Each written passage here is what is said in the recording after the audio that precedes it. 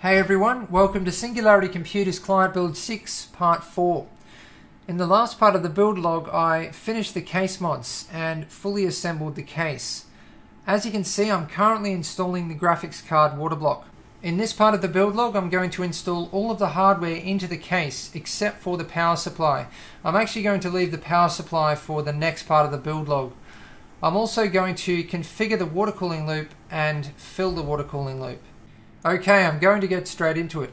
This was an incredibly quick and easy graphics card water block installation, and this is just because I'm used to installing water blocks onto high-end graphics cards. This graphics card is, just so small and easy to deal with. It only took about 5, maybe 8 minutes to complete the installation. So you can see that I've removed the stock cooler. I also had to remove a Unisync there, which was separate to the stock cooler. I'm now installing the thermal interface material onto the memory. Now I'm going to put a link on the screen to my graphics card water block installation guide. It's actually one of my earlier videos, so I am planning on updating it soon. So you can see I installed some TIM onto the power delivery components and the GPU, and I'm now placing the water block itself. So I'm now tightening the screws from the other side of the PCB. You always need to make sure that you first of all tighten the 4 screws around the GPU in the middle of the PCB and then work your way out. This is so that you don't get any bulges in the PCB. Now I am removing one of the bolts from the water block itself so that I can install the EKFC link. Now the EKFC link is actually designed for the EKFC bridge, which I'm not going to be using because I'm just using a single graphics card. But you'll see why I'm using it shortly. So there it is, the graphics card water block is installed. Now moving on to the installation of the hardware into the case. Now always the part that I enjoy most about building a water cooled system by far is installing the water cooling system itself. And it's usually the part where I get a bit carried away and forget to film. And as you can see, that's exactly what's happened here because I've skipped a few steps. I've gone ahead and installed all of the hardware into the case, except for the power supply, which I'll cover shortly. And I've also built the entire water cooling system. Now, there is not a single bit of tubing inside this build at all. I've used BitsPower Crystal Link and BitsPower Black Sparkle fittings only to construct this entire loop. This is something that I've been wanting to do for a while. Most of you will have seen my BitsPower Crystal Link configuration that I did in Nighthawk and Singularity Beast 2.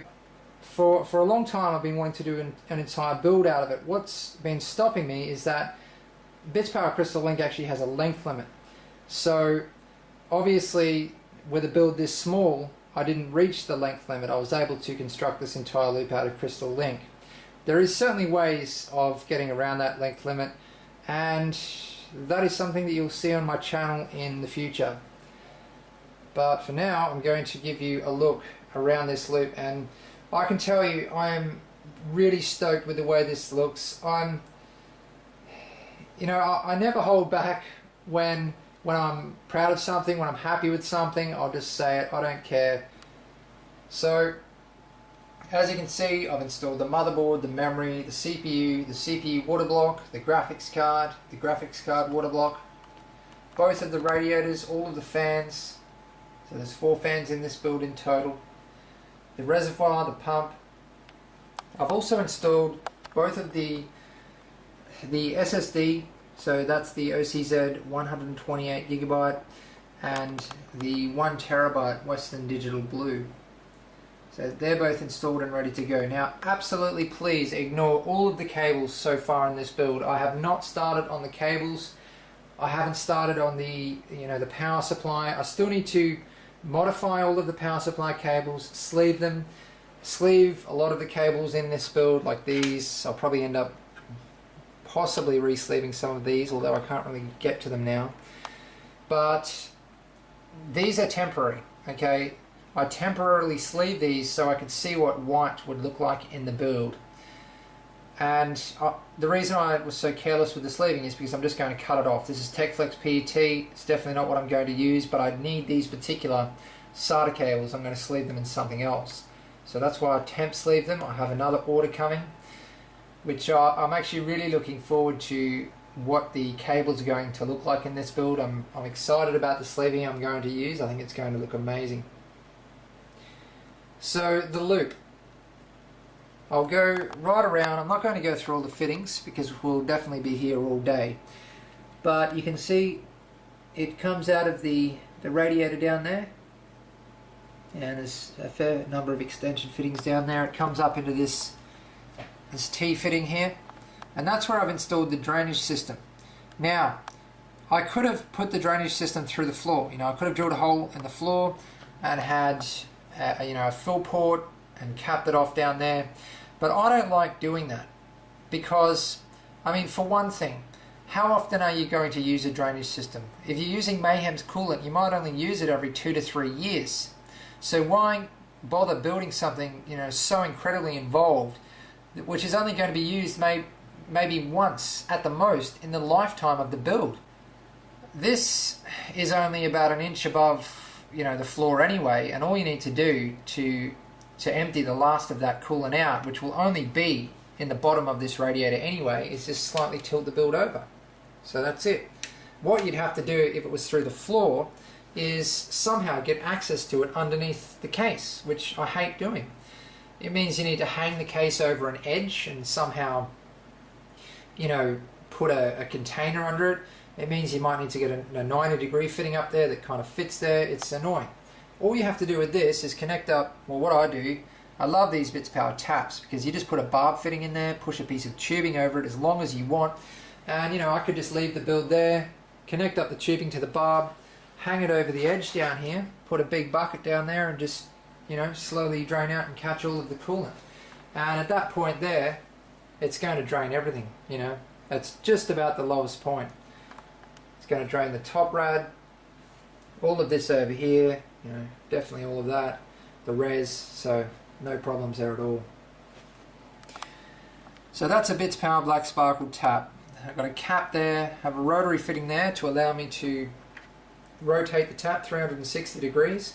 That's something important. If you just have, a straight male-to-male fitting and you connect the tap to that, it means you'll be tightening up the tap and it'll just end up somewhere random. It might end up on an angle over here. Like, I want the top of the tap to be wherever I want it to be, hidden, out of the way, lined up, whatever looks good. Now, this here, it is actually just sitting here, but it's fine because, that you can't, it's not going to fall over or anything like that. There's a lot of, it's got a fair bit of strength because of where the fittings are sitting. So I'm not going to join that to anything. It's definitely not going to move anywhere. So, Crystal Link, the usual multi-link fittings. This one's actually a different multi-link fitting. It has a female thread on one side and it's a bit longer. So there's 2 O-rings inside there. We have a 90-degree dual rotary, extension here, multi-link, another extension. That's basically the same config there with another 15mm extension fitting down there. Some single rotary 90s. Now, when you configure a Crystal Link loop, you basically just have to go with whatever fittings fit. So getting your lengths and heights are obviously incredibly important. For example here, I couldn't get a Crystal Link long enough to cover that distance.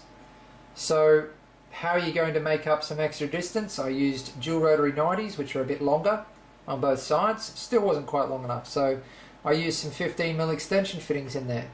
You just have to do whatever has to be done to get the heights and lengths. So, sometimes I get people saying, oh, you used a single rotary 90 there and a dual rotary 90 there. It doesn't look uniform or whatever. But the reasons I've done it is because you have to when you're building a Crystal Link config.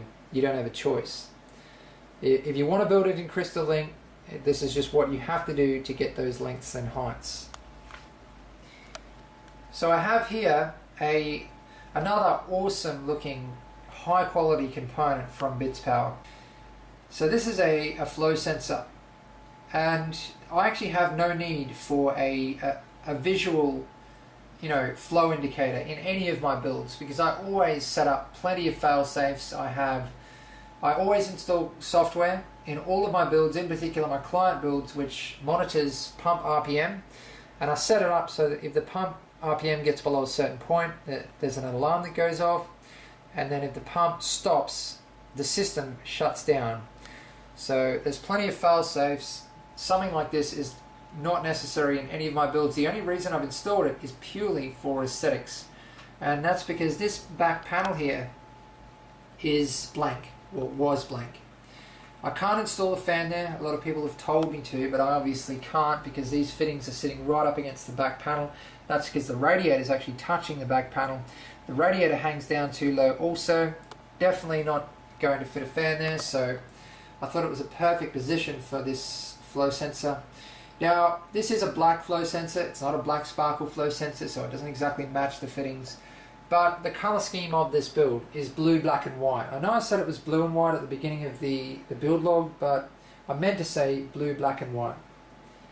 Obviously you've seen it. There's black on the front panel, black on the top, so I think this black flow sensor fits nicely, and the flow sensor itself inside is black anyway.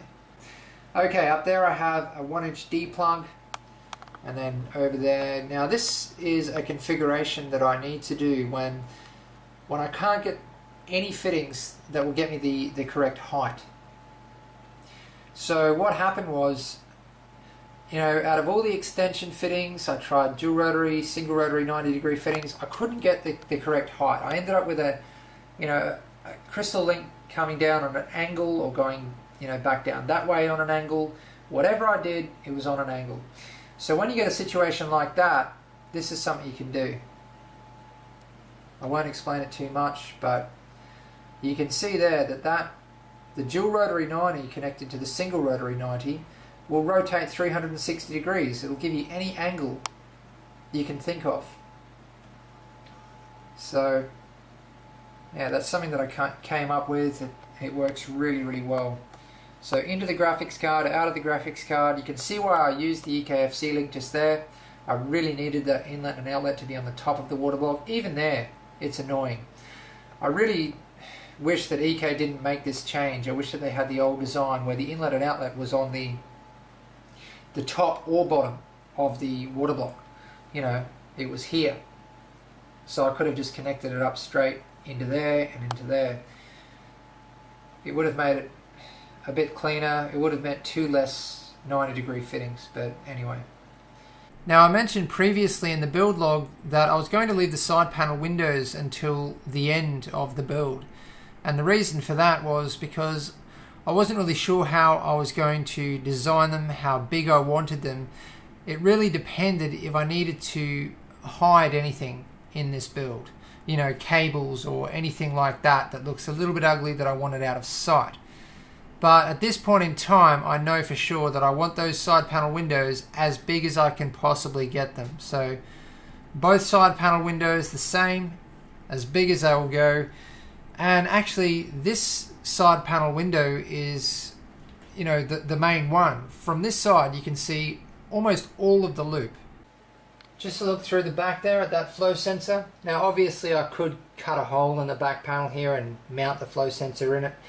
But who's going to look around the back of the build where all the cables are to see a flow sensor that is really only for aesthetics anyway? The reason I put that there was so that you could see it through that rear side panel window, which, as I said, is going to be massive.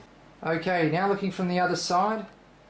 So you can see the graphics card water block just looks awesome. This is going to be fully visible through the side panel window, so it's definitely an important feature of the build. And once it's full of the coolant, the Mayhem's blue coolant, it's going to look amazing, because it's basically going to be in here the exact same color as this. Now, I meant to talk about the blue PCB. I actually chose this graphics card for its blue PCB. Normally I would never choose a graphics card with a blue PCB. Nothing but black PCBs for me. But in this situation, the PCB matches up with the color scheme. Not perfectly, but I mean, come on, it's a PCB. It matches up fairly well. Not sure how I'm going to route these cables yet. I might try to just take them straight up and down the back of the PCB. Maybe I'll bring them down the front of the PCB. Who knows? See what looks the best. So this was the original Crystal Link that I put in, and you can see the SSD and hard drive in there, and this is the final Crystal Link here coming back into the reservoir. So I've done the same config here that I did on the other side. I've got a multi-link here, and I've got the other type of multi-link here with the female G1/4 inch thread. So it allows me to go into a 90-degree dual rotary and out of a 90-degree dual rotary, in mid-air, and straight down into a 90-degree single rotary, back into the res. So that's going to work very, very well. Now some people might be thinking that filling the res is going to be hard, but I'll just put a 90-degree fitting on the top there, take a piece of tubing out the side, won't be a problem at all. It's now time to see what this awesome Mayhem's coolant is going to look like in the loop. So if you remember, this is Mayhem's Pastel Ice White. I've mixed some Mayhem's Blue and clear UV blue dyes with it, and this is the colour that I've based the entire build around. I'm all set up and ready to go. So what I've done at the top of the res here, I've just put a 90-degree single rotary fitting and a barb, and I just have some tubing here. So this is where I'll fill from. I've set up the drainage system just in case of a catastrophic leak. So basically all I need to do is turn on that tap and the entire system will drain. I've got it going down into this container here. I only have those two cloths there because there's a lot of weight. The tubing is quite heavy and it actually pulls the tap down, pulls this entire config over. Now, always take every precaution that you possibly can when filling a water cooling loop. I always say this, I'm going to say it again.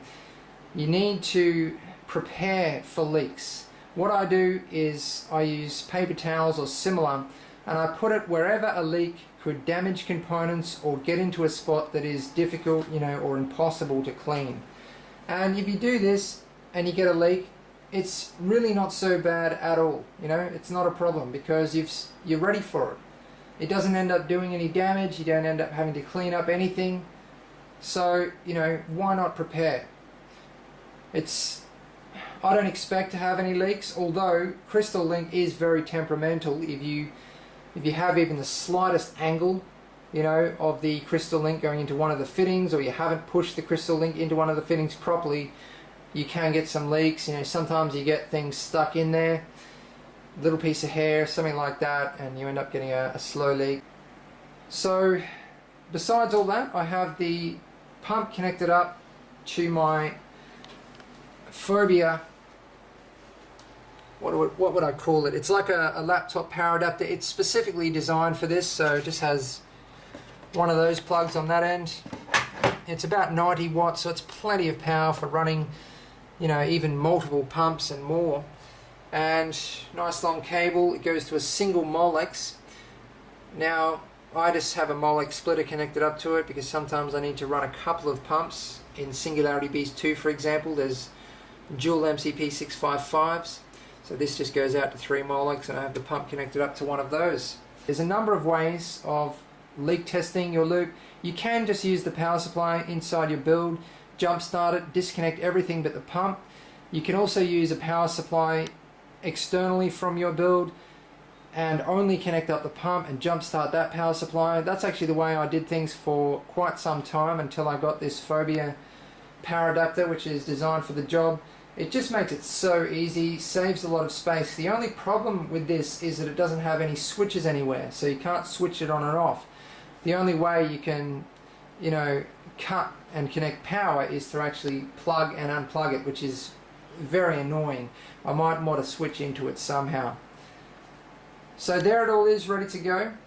Now normally I would complete the build before I fill the loop, so I would install everything, the power supply, do all the cable management. Now the only reason that I haven't yet installed the power supply and done the cable management is because I'm actually still waiting on an order of some sleeving.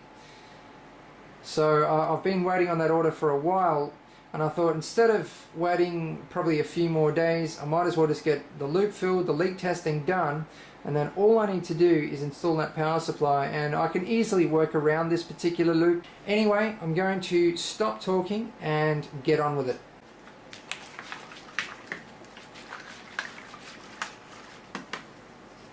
So I'm just going to leave the camera running. I'll probably time lapse a lot of this.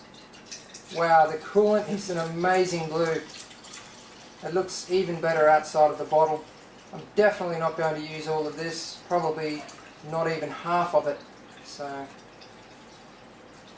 that should do it.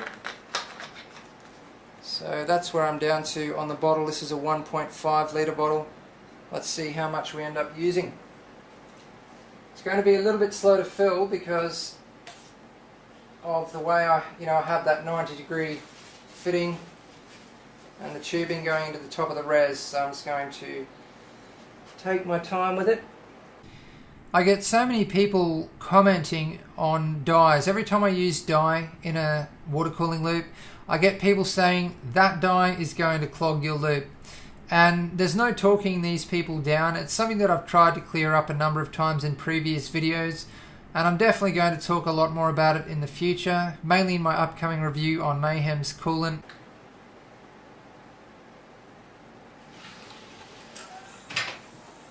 Wow, that is fast. The MCP35X is an incredibly powerful little pump. I mean, you saw how fast that coolant just moved then. It was, after I plugged the power in, there's actually a bit of a delay before the pump starts. But seriously, after that, it was not even a second before that res was empty. It's not just the pump though, it's the configuration that I have the pump in. There is a number of big reasons that I always use tube reservoirs over bay reservoirs. One of them is flow. Generally, you're always going to get better flow out of a tube res than anything else. Also, the pump is sitting directly under the res. It's gravity-fed coolant from the res. There's no problems filling the loop with a config like this. You don't get air locks. Also, the air comes out of the loop a lot faster. Bay reservoirs can often be noisy. You get, trickling and noise, because there's air sitting in there all the time. Also, aesthetics. Just look at the aesthetics of a tube res. In my opinion, they're amazing.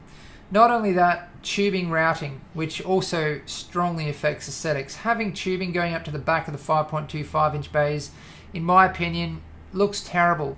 Not only that, often with bay reservoirs, you have to leave extra tubing length so that you can pull the res out to fill it.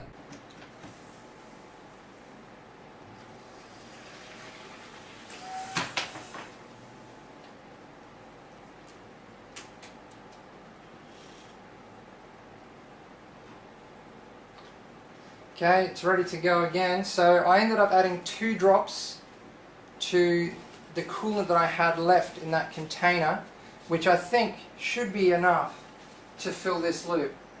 This should get full circulation now, although the radiators probably still have a fair bit of air in them, but I'll give it a go. I'm definitely going to run this pump on PWM connected to the motherboard and set up fan profiles, because it definitely doesn't need to go at this full RPM. For this tiny loop. So not quite.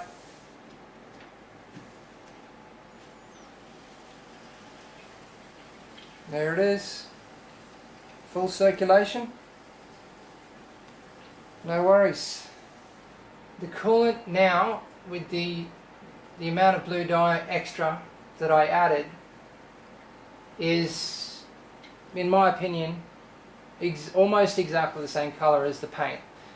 It's still slightly lighter, but I want to leave it.